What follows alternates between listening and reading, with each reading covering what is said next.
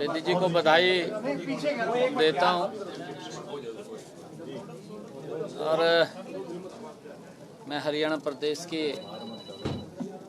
सभी लोगों का दिल से बहुत बहुत धन्यवाद करता हूं, जिन्होंने एक बड़ा बहुमत भारतीय जनता पार्टी के पक्ष में तीसरी बार दिया है।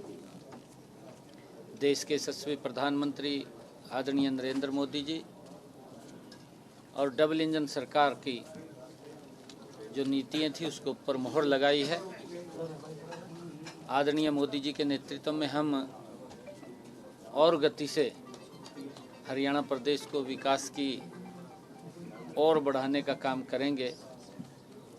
हमारे सभी मंत्रीगण को विभागों का बंटवारा भी हुआ है और सभी मिलकर के जो अपेक्षा से हरियाणा प्रदेश के लोगों ने बड़ा बहुमत दिया है, तीसरी बार दिया है, भरपूर प्रयास करके हम सब मिलकर के उन अपेक्षाओं के ऊपर खरा उतरेंगे और हरियाणा को विकास की एक नई ऊंचाइयों पर पहुंचाने का काम आदरणीय मोदी जी के नेतृत्व के अंदर करेंगे। शपथ के लिए 25 तारीख को विधानसभा के अंदर सभी माननीय विधायकों की शपथ होगी। उसके बाद विधानसभा का सत्र भी आएगा, परंतु 25 तारीख को सभी विधायकों की शपथ होगी। देखिए, कांग्रेस के लिए दुर्भाग्यपूर्ण है कि हरियाणा के युवाओं को हमारी सरकार ने जो बिना पर्ची बिना खर्ची के उनको रोजगार देने का काम किया। कांग्रेस सपने में रही कि हम आएंगे, हिस्सा बांटेंगे, हिस्से के आधार के ऊपर नौकरियां देंगे और उनका ये मोटिव भी रहा है कि कहीं ना कहीं युवाओं के जो भारतीय जनता पार्टी की हमारी सरकार ने युवाओं को बिना पर्ची बिना खर्ची के रोजगार दिया है, उसके अंदर रोड़ा खड़ा करने का काम समय समय के ऊपर ये कांग्रेस पार्टी करती रही। ये भर्ती रोको गैंग ये कांग्रेस के द्वारा प्रायोजित है और कांग्रेस के द्वारा ये खड़ा किया गया है। माननीय हाई कोर्ट भी अब इनको पूरी तरह से समझ चुका है कि ये लोग डिस्टर्ब करने के लिए हरियाणा के युवाओं को इस प्रकार के इनका जो एजेंडा है उसको लेकर के आते हैं। इनके ना तो कांग्रेस पार्टी में जान रही है, ना भर्ती रोको गैंग में अब रही है। माननीय हाई कोर्ट ने उसको समझ करके खारिज कर दिया दिल्ली की और कांग्रेस को हरियाणा की जनता ने खारिज कर दिया। आम आदमी पार्टी जब से दिल्ली में उसका जन्म हुआ है, अपने आप तो काम नहीं कर रहे हैं, दूसरे को ऊपर आरोप जरूर लगा रहे हैं। आपने देखा होगा उनका कार्यकाल, भाई आपको इतना समय दे दिया दिल्ली की जनता ने। केजरीवाल साहब छाती पीट करके कह रहा था कि मैं सबसे पहले यमुना को स्वच्छ करूंगा, निर्मल करूंगा। दुर्भाग्यपूर्ण है, आरोप ही लगा रहा है पिछले 10 वर्षों से।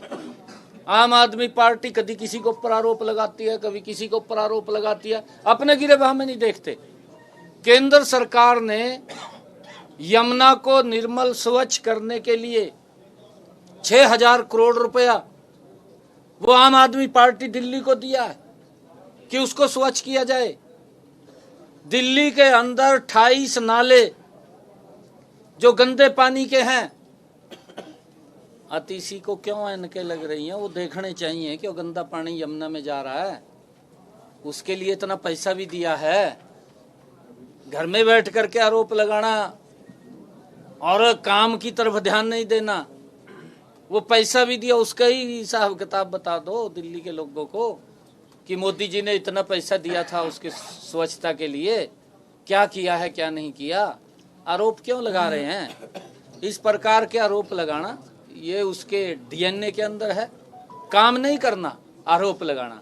मैंने आतिशी को कहा था जब उन्होंने मुख्यमंत्री पद की शपथ ली थी, शायद आप लोगों के पास वो बाइट भी होगी, मैंने कहा था कि केजरीवाल के रास्ते पे मत चलना। आप थोड़ा रास्ता अलग करके दिल्ली के लोगों को राहत देना, परंतु वो तो हूबहू उसी के रास्ते पे चल रही, उससे भी आगे चल रही है।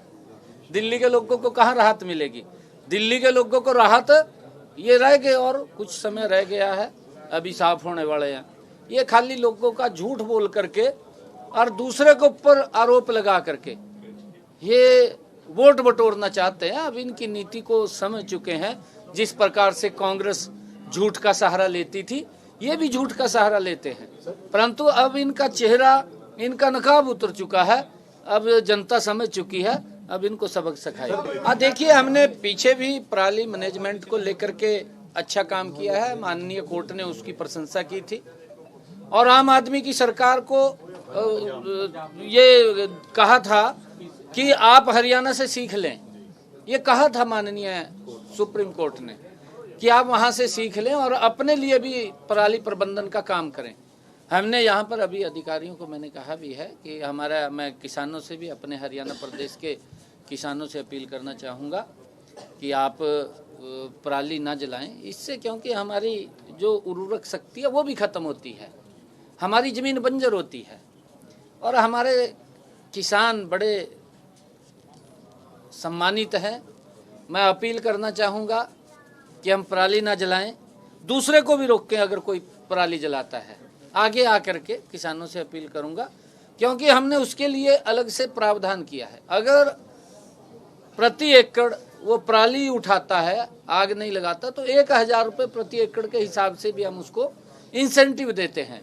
और हमने अलग अलग जो इंस्ट्रूमेंट हैं उसको इकट्ठा करने के, चाहे रिपर है, बेलर है, उसके ऊपर भी हम सब्सिडी के ऊपर किसान को देने का काम हमारी सरकार कर रही है। मैंने अभी कहा है कि अगर और आवश्यकता है तो उसको आगे बढ़ाने का काम करें, ताकि किसान को कोई दिक्कत ना आए। हम किसान के हित के अंदर, किसानों के जो सुझाव हमारे पास आते हैं, हम उनको प्राथमिकता के आधार पर लागू करते हैं। और मैं अपील भी करना चाहूँगा अपने सभी किसान भाइयों से कि क्योंकि माननीय सुप्रीम कोर्ट ने पूरी प्रशंसा हमारे हरियाणा के किसानों की है कि आप देखिए, किसी के क्योंकि विपक्ष है, विपक्ष इसी प्रकार का दुष्प्रचार करता रहता है।